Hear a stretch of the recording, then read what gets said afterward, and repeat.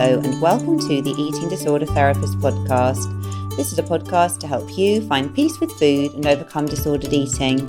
And I'm Harriet Frew, aka the Eating Disorder Therapist. And I'm so excited to share with you all kinds of stories, tips, information and guest interviews to help you on your journey in finding peace with food. So thank you so much for listening today. Now today I have a guest on the show. I am talking to George Mycock, who is the founder of MyoMinds, the mental health platform that works to improve knowledge and awareness of exerciser mental health. George is also a PhD researcher focusing on men's experiences with muscularity-oriented issues like muscle dysmorphia, disordered eating and exercise addiction, and he has delivered presentations on these topics to a range of audiences. George also brings a lived experience perspective, having experienced muscle dysmorphia and the associated behaviours for a number of years.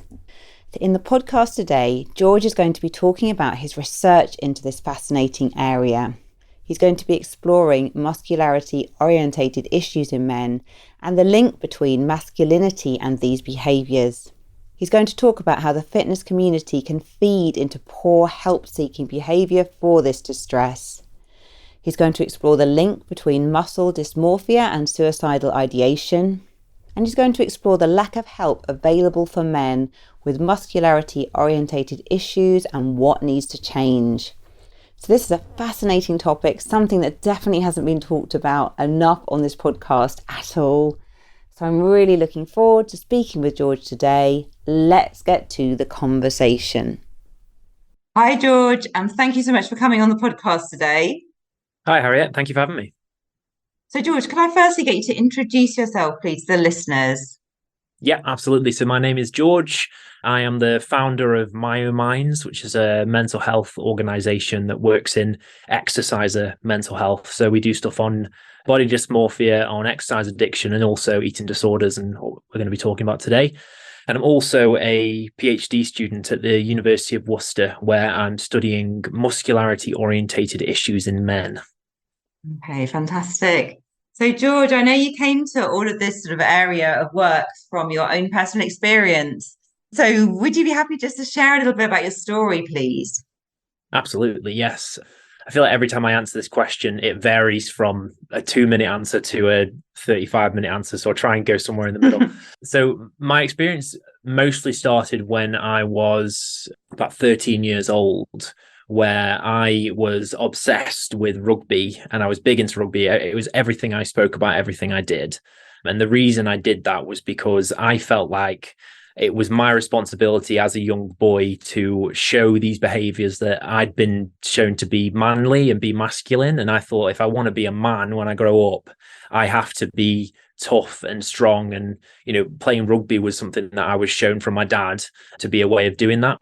And then when I was 13, I broke my back. I had a fracture in my spine that ended up kind of going all the way through when I took like a big impact in the middle of a game. And it meant that I was out for about a whole year. And I was told I couldn't play rugby anymore. And I was waiting for the surgery and then recovering from the surgery. So I was out from school. I had 3 hours of tutoring a week. And yeah, I just lay on my back and my bed was too soft even for the pain. So I had to just lie on the floor just for some kind of rigidity to keep my back still. It wasn't fun. And whilst I was in that situation and I'd lost this thing that I thought was my everything, I was very I was struggling a lot. And a lot of people came to visit me. They would bring me food and I would kind of emotionally eat, if that's the term I'm going to use. And I was binge eating a lot and I ended up gaining a substantial amount of weight. And when I went back to school, my friends saw me in this much larger body and no one really bullied me, I would say. But, they were 14/15 at the time and no one's that subtle when they're 14/15 and how they treat you differently. And I accounted all that to the fact that I gained weight and that I'd lost this respect that I felt like I'd gained from rugby and from those behaviors. So as soon as my doctor let me, I started trying to lose weight and I started exercising more and more. One of my friends had a gym in his shed. So I went there and started lifting weights and going on his treadmill. And I started watching what I ate. I'm in inverted commas. I started kind of trying to learn about food and learn about those things and basically just started restricting more and more. And I started to lose weight. And anyone who's listening to this podcast, who's had experience being in terms of BMI, which we know isn't always the most accurate thing, but in terms of BMI, I was in an obese body. Anyone who's got experience with that, if you lose weight, people don't care how you're doing that, and they just think it's great, and you get praised a lot for the fact that you're losing weight. And it got to the point where my surgeon who did the operation on my back kind of joked that I should come in and teach his other patients how to lose weight because I was doing it so fast. He didn't know that I was, at that point, pretty much starving myself and trying to exercise multiple times a day and, doing these inherently disordered behaviors. But that was the level of encouragement I was getting. And as I read about exercise and read about nutrition and started to learn more and more about it, I came across the fitness industry and the quote unquote health and fitness industry, which is, I think, ironic from the rest of my story and the stuff that I do now. But yeah, I came across that world and that community online. And every man that I saw in that community, everyone that my gender orientation aligned with, they all had big shoulders, big chests, big arms, veins, six pack. They were all very muscular. So I, somewhere along the line, internalized that that's what I should be as well. If I want to be, if I want to be a success in this world that I've decided to go down, in this world that's bringing me respect and praise, then I need to go down that path. So I started eating more and I started weightlifting more and more. And the problem was that these behaviors that I was doing were probably more accepted than the restrictive behaviors and the kind of overly cardiovascular stuff I was doing, especially when I was in a thinner body. So people saw me as trying to gain weight. People saw me doing what I was calling the bulk and cut diet that people might know about. People saw me having cheat meals and cheat days. And it was all under the guise of, this is what these guys with big arms and big shoulders do. So it must be healthy because they're muscular. And the problem with it was that the underlying reasons as to why I was doing it were just as problematic as when I was doing my kind of thinness orientated behaviors. And a big kind of big streak throughout this whole process was that I felt like these behaviors gained me these kind of man points, I suppose. There was, all these people in the fitness industry and fitness world spoke about how you have to be man enough to do these things. And you're more of a man, you're more masculine if you can have big arms, if you can endure this really difficult set, if you can lift more weight, if you can do these things, you're dominant and you're these things that I inherently felt like I wasn't and that I needed to be. I've always been very emotional and I'll probably cry at some point during this podcast because I normally do. And, I just became so engulfed in the fact that I wasn't what I was supposed to be. And these behaviors helped me feel like I was. The problem was that these behaviors it wasn't possible for me to continue doing them in the long term. And I would go through waves where again, the word sounds kind of has worse connotations than I want, but I failed at it. I, couldn't stick to that exercise. I couldn't stick to those very restrictive diet patterns, whether that was force feeding myself to try and bulk up or if that was trying to restrict to lose weight. I couldn't stick to it. And I got this immense sense of shame and guilt when I couldn't adhere to those things. And also something I've thought about recently, and I think something I experienced was an immense sense of grief I felt like I'd lost that person that I finally had become. I was been chasing to be this person my entire life. Finally, I'd made it for a week. And then, I can't hack it. I can't do this. I can't keep up with these things that everyone else seems to be able to do. So I'm weak. I'm not good enough. I'm this, that, and the other. And it got to the point in my second year of university where I had failed enough times and for long enough that I accepted that I don't deserve to be here anymore, or more so that I'd accepted that it would be better for those around me if I wasn't here, because I was a burden, I was this person who wasn't what they were supposed to be, and therefore I should just not be here. And I started to have these kind of suicidal ideations and suicidal thoughts. And luckily, one of my best friends had recognized that I hadn't been around for a long time. They hadn't seen me for a while, and they came to my house and spoke to me, and I ended up blurting it all out, and they told me to seek help. And then things have kind of progressed from there. That's when I started MyoMinds, and that's when I started this whole journey on what I'm on now.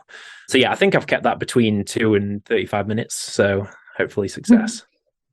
Okay, yeah, no, well, thank you, George, for doing a great summary there. Actually, of I think what was probably a very sort of tumultuous journey, wasn't it? And that you were, I'm sure that you are still on, as we all are.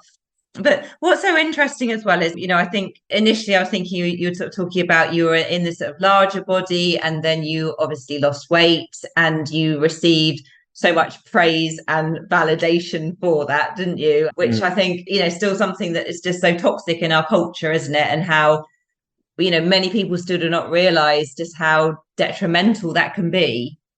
Absolutely. Yeah. And, like I said, I don't think it's going to be, I think everyone who's listening to this podcast who's had experience being in a larger body will recognize what I'm saying.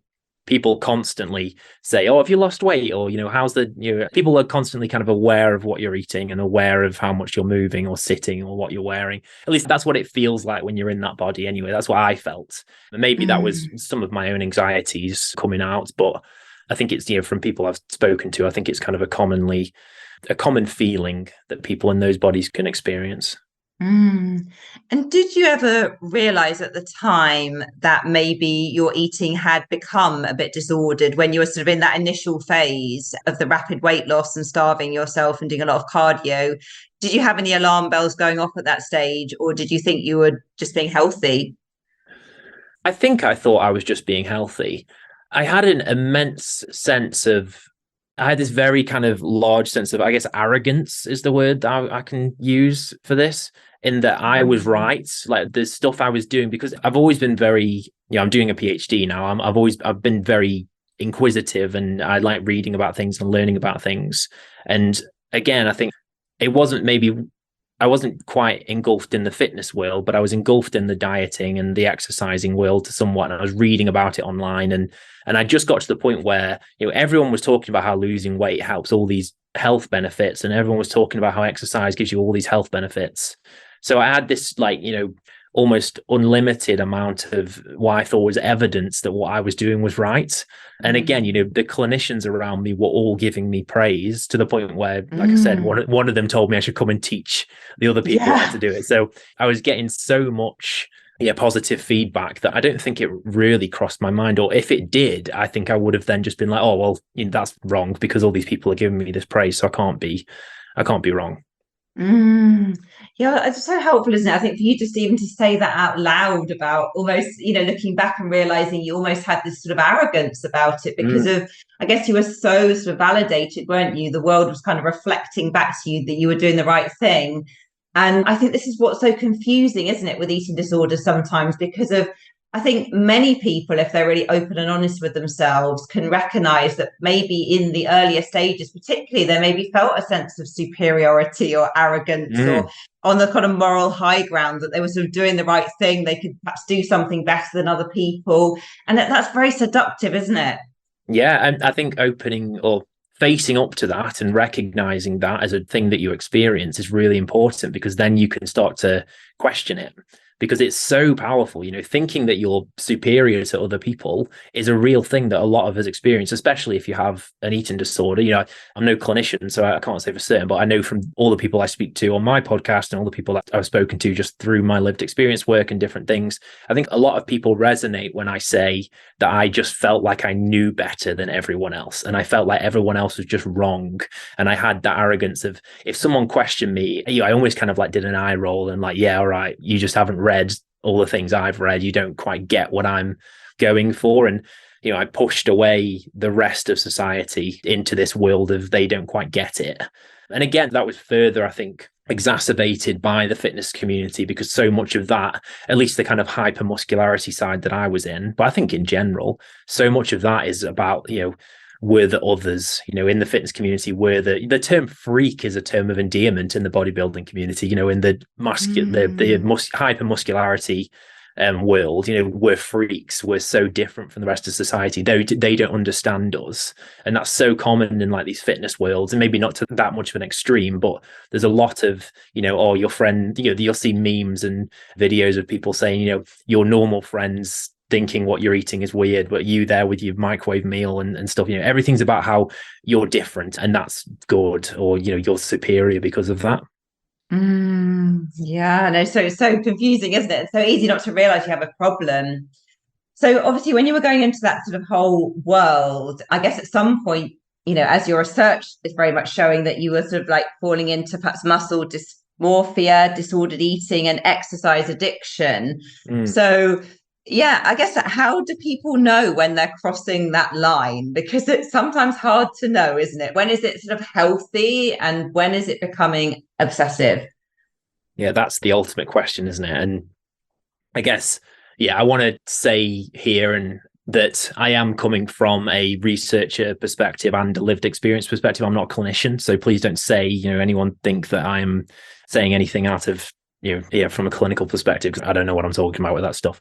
But what I do know is that what I think from the conversations I've had and from my experience, I think the line is very fine and it exists differently for everyone where this thing becomes a problem. And it exists differently for, I almost have to give three explanations, one for the disordered eating, one for the exercise, and one for the body dysmorphia. But I guess if I amalgamate them together, I think the main issue that I found was once it ties into your identity and once it becomes the sole aspect of your identity, that's where it becomes a problem. Because if you're building your entire life off of the idea that your body looks a certain way, you exercise in a certain way, and you eat in a certain way, a lot of things in life can happen to change that. Even just the way that your body just changes from the temperature, and your body changes from the altitude you're in, and the body changes from, how you slept and how you whatever. So your body's always going to change, and no matter what happens. And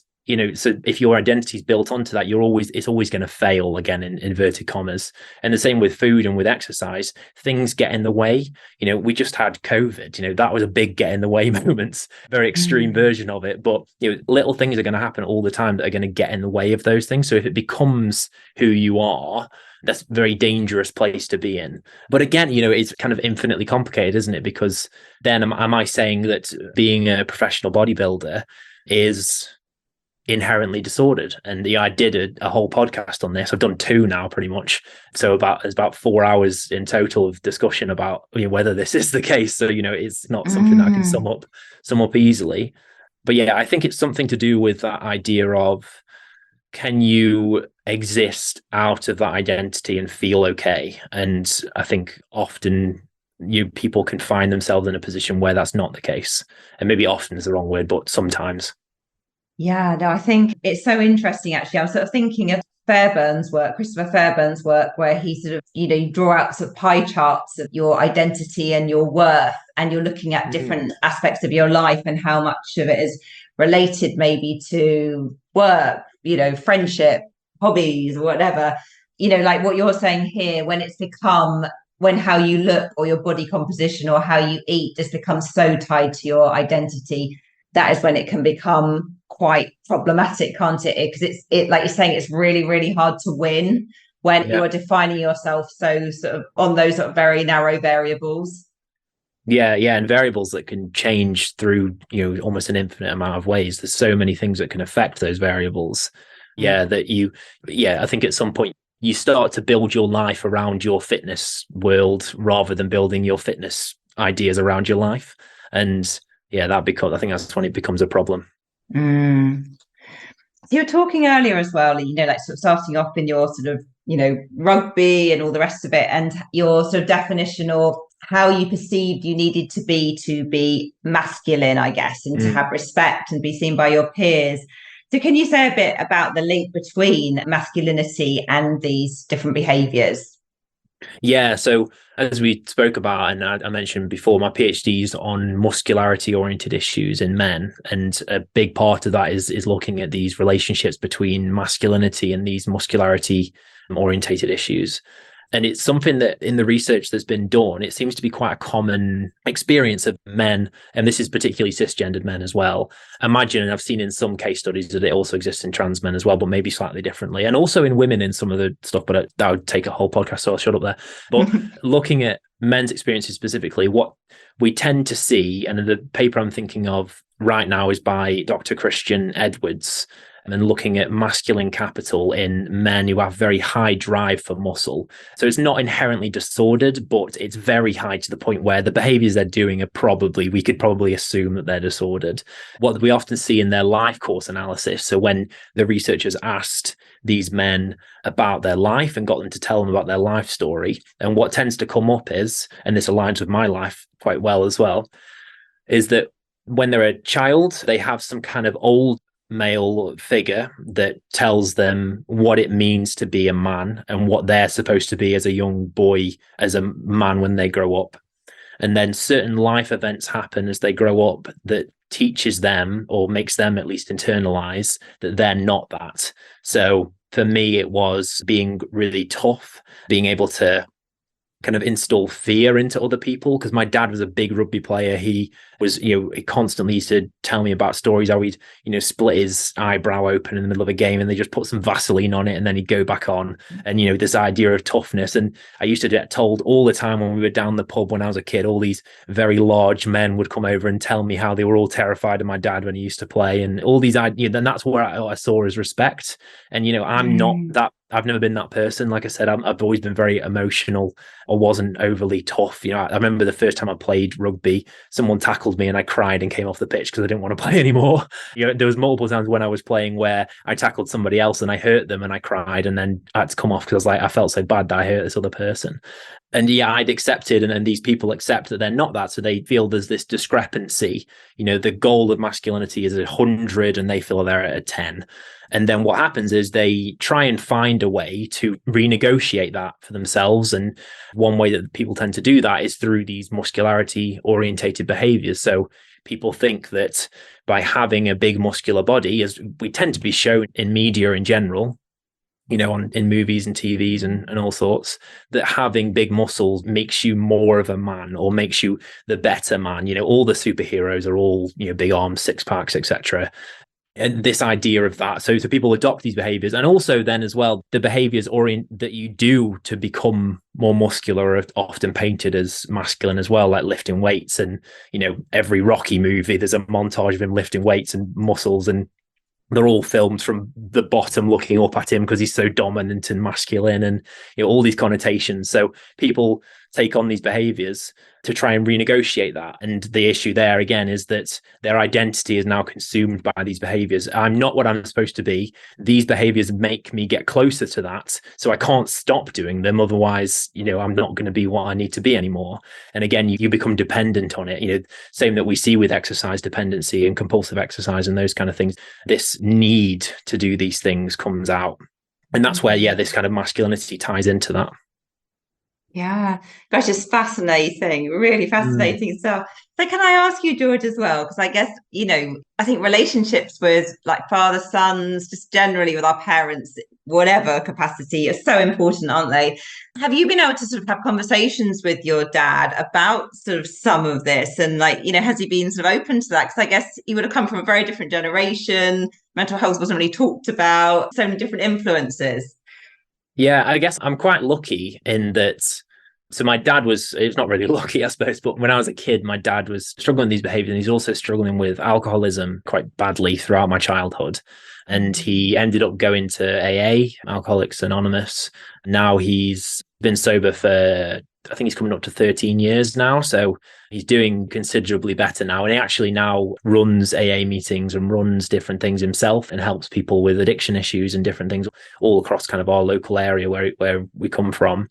And he's fantastic. And he talks about mental health all the time. So we're now much better at talking about this kind of things. And obviously, my job now is mental healthy stuff. So I'm quite open about those things. But I would say, I guess there is more that I want to talk to him about, and there is more that I want to get into. But I think because a lot of my issues came from him, and I don't think necessarily directly, I don't think he ever said to me, if you want to be a man, you should do this stuff. In fact, I have several memories of him and my mum telling me that it was great that I was emotional and that I didn't want to do these things because it was better because, my dad had so many injuries and had so many issues because of rugby. And it was great that I didn't enjoy that much. But everyone else in society itself told me that wasn't the case. Again, in films and things, the hero was always had all these traits that my dad had, and his, that hero's kooky little sidekick tend to have my traits, or the person that we would not, that didn't demand as much respect in that film or that TV show,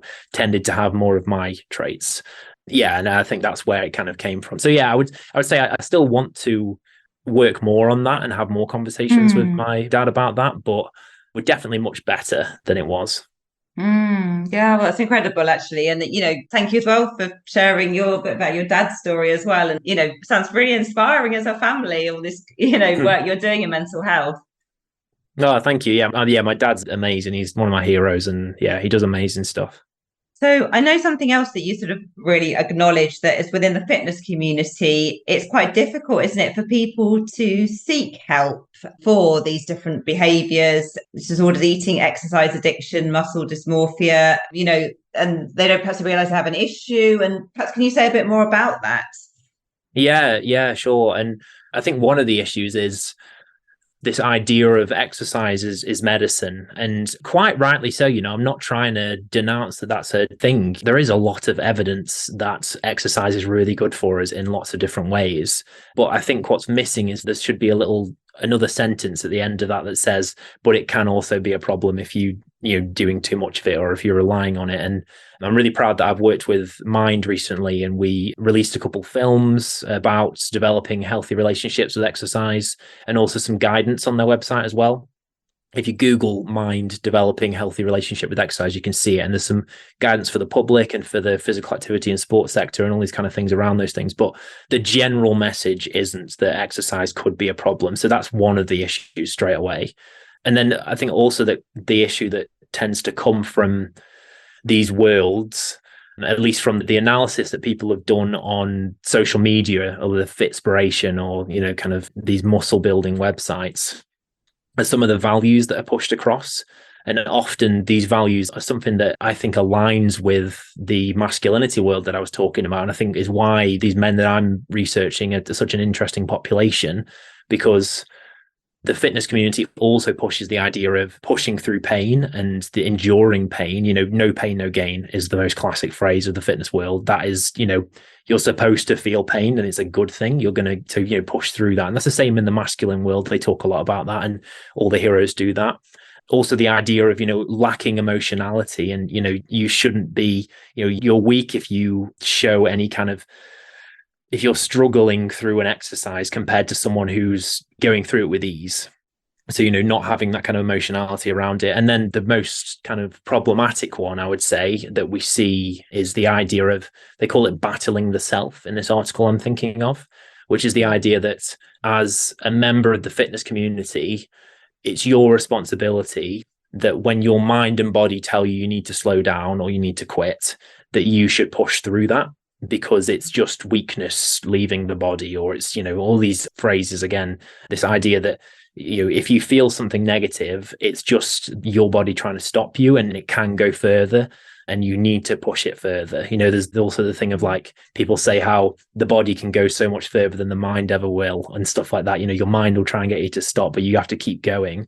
And I guess my problem with that is that someone struggling with this, and someone getting to that point and adhering to these thoughts and these values of this world, and adhering to the values of the masculine community that are saying similar stuff, is, how am I supposed to know the difference between an emotion or even a physical condition that I'm supposed to battle through, as it's my responsibility to, as a member of this fitness or masculine community, or how am I supposed to tell the difference between that and something that I actually need help for, because I can't get through it. No matter how much I push through this, I'm probably just going to make it worse, or it's just not going to change.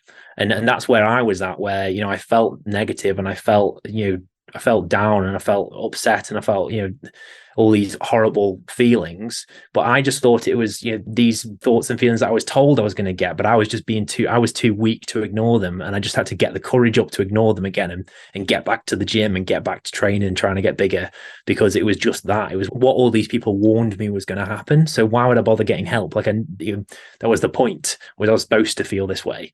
And that's where I think there's a lot of confusion, and makes this population of, particularly the people I'm looking at, these men with issues around masculinity, which is inherently, we know there's so much research looking at the link between adhering to masculine values and not seeking help. So they're already in that world. And then they're in this fitness world with the muscularity side that are telling them you have to battle through pain to get bigger and to get, stronger. They're in this perfect kind of cacophony of don't seek help because it's weakness, and you'd have to, in order to seek help, you have to go against everything that's surrounding you. It's really almost impossible. It's really difficult. And it took me getting to the point where I was, I'd accepted that I'm just not going to be here anymore. I might as well not be here. And then getting very lucky that one of my friends came and said, oh, maybe you should try this instead. And then, I was at the point of, either, going with suicide or going to get help. And I just thought, well, I might as well try getting help. And luckily I did. Mm-hmm. And can you say a bit more about that link between muscle dysmorphia and suicidal ideation? Because it sounds like you were sort of at that point where you were having those thoughts. But is there still quite a lot of research on that? There's not a lot, but there's more now. And I think it speaks to what I'm talking about, how I think this particular group, and one of the reasons why I'm so keen to research it and try and get this group more help, is because I think they're kind of they tend to be the people who are, I think anyway, or the research seems to point at, and again, there's not very much, but they seem to be very high risk for suicidal thoughts and suicidal behaviours. The very early research, one of the first ones, was by Pope. I mean, he was the founder of muscle dysmorphia, but he did a research study where he basically just looked at men with muscle dysmorphia and men with body dysmorphic disorder. And so I've seen some research that people with body dysmorphic disorder are already something ridiculous, like 45 times more likely to have attempted or to have like higher levels of suicidal ideation than someone without that mental health condition. So that's already ridiculously high. But in this study, he also found, Pope and colleagues found that the people with muscle dysmorphia were twice as likely to have attempted suicide compared to that body dysmorphic disorder group. So, compared to a group that are already very high risk, they were even more high risk. And then more recent research, as Ortiz, I think is how you pronounce their name, they've shown very kind of strong links between certain muscle dysmorphia symptoms and suicidal ideation and like suicidal thoughts and things. And then also some really recent research has shown, which I think is really interesting, and I haven't quite thought it through yet. So maybe we can discuss it here and think about it. But by Grunwald, again, sorry if I'm pronouncing your name wrong, and their group found that. So they did like a longitudinal study. So for people who listen to the podcast don't know what that means, longitudinal study is basically where you do it over a longer period of time and you kind of take results, different time points, to see how things change over time. And what they did with the group is they found that those who had eating disorder symptoms or higher levels of eating disorder symptoms, then later down the line had higher levels of suicidal ideation. So eating disorder symptoms tended to lead into suicide, which we've also seen in other research. So that's no surprise. But what they then found was that because people have seen, like I said before in this research, that muscle dysmorphia relates to suicide, but they weren't quite sure of which way that relationship went. But then what they found was those people who had experienced the high suicidal thoughts then, or suicidal ideation, then later on down the line had higher levels of muscle dysmorphia symptoms. So what they thought, or they hypothesized, was that potentially these men were taking on muscle dysmorphia symptoms as a way to try and deal with their suicidal ideation. That makes me think about this whole like masculine world and like, toughness, and, maybe if they're feeling that desperation point, they might reach out to something quite extreme like that. Or, again, I'm no clinician, but I'm just thinking from my own, that didn't necessarily follow, my path didn't necessarily follow that. But yeah, it's just interesting that it seems to be that kind of journey goes from the eating disorder symptoms to suicide symptoms to muscle dysmorphia symptoms. So yeah, I guess think of that what you will, but yeah, really interesting links. We're not quite sure, I suppose, yet where it is, but it seems to be that kind of path. Yeah, no, really interesting. And I think sort of not uncommon, is it, that I guess a bit from your own experience and, research, I'm just thinking sort of anecdotally as well from seeing a lot of clients where they sort of start off more in that eating disorder world as well, but then it sort of transfers more to kind of fitness, wellness, getting lean. I mean, I guess I'm thinking again more kind of females here as well, but it's across the board, isn't it? And then also really interesting the link as well into that suicidal ideation, and almost like the way to kind of feel better, isn't it? So somehow people feel like, if they're looking a certain way, whether that's probably, thinner or, more muscular, they're going to get that acceptance, self-esteem, temporarily boost self-worth. It's very seductive, isn't it? And then it's of course all validated by the culture. So again, people can think, I'm the one that's doing something wrong here. I'm just thinking about when you were sort of talking about your journey in a way, when you were sort of feeling really low and down and not in a good place, but you were thinking in a way that it was because you weren't doing it right, or that you just needed to keep pushing through. But absolutely, that's not the answer. Yeah, so maybe it's that the muscularity world is promoting the idea that it's the answer to, if we're doing things right. So if you're feeling down and you're not doing this, maybe it's because you're doing things wrong. So yeah, maybe that's something that, people could look into. So of course, like, for anyone listening who's sort of like is resonating with this and really identifying with what you're saying, I'm just thinking as well, like the issue then is like, if you actually do reach out for help, going down a more sort of traditional eating disorder support route. I mean, I would imagine, I know I work in the eating disorder NHS services, and men are still massively underrepresented in the population that we see. And I think treatments are very sort of female, sort of centered often. So, yeah, I'm just wondering, what are your thoughts on that? Like, where does someone go for help if they're struggling with these issues? Yeah, and I'm afraid my answer is probably not going to be the most positive thing, which is, again, my research, to be really specific, I'm actually looking at the care that's available for this group. And I'm basically, my first big study is going to be doing an analysis of I'm thinking currently the referral pathways, so the kind of inclusion exclusion criteria of eating disorder services, and also their like outreach documents, so maybe leaflets and things like that they put out to see kind of what the themes are in them. And the reason I'm doing that is because from my own experience, I used to work for a big charity that helped assess eating disorder services across the UK, and I've been to a lot of eating disorder services, and overwhelmingly I would find that things were very feminized.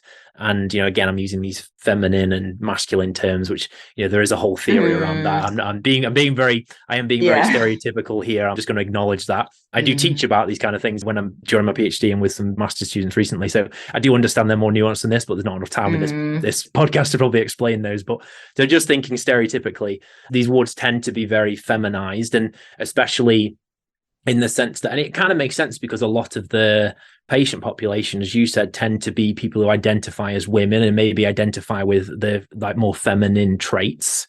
And often when I used to go to wards and stuff, we walk into the patient lounge and it would be pink with butterflies and rainbows. And I'd say, oh, this is really lovely. Why did you decide to do this? And they say, oh, we let the patients decide like how it should look. And a lot of the patients were women and they decided this, which, is fine. But the issue that I have from my own lived experience, and again, from what we've seen in the research of people who struggle with the muscularity variants of this tend to struggle with masculinity. And those masculine and fitness groups tell them not to seek help, whatever you do. So if I finally jump over this huge hurdle of my entire world is telling me, don't seek help because it's the least masculine thing you can do. You need to be here, be strong, be muscular, push through pain, don't wimp out and go seek help. And then you go, I'm going to ignore them because it's not that bad. Like it can't be as bad as it can't be what they're saying. They can't be right. And then I walk into an eating disorder service and it's butterflies and it's bright pink and it's rainbows. And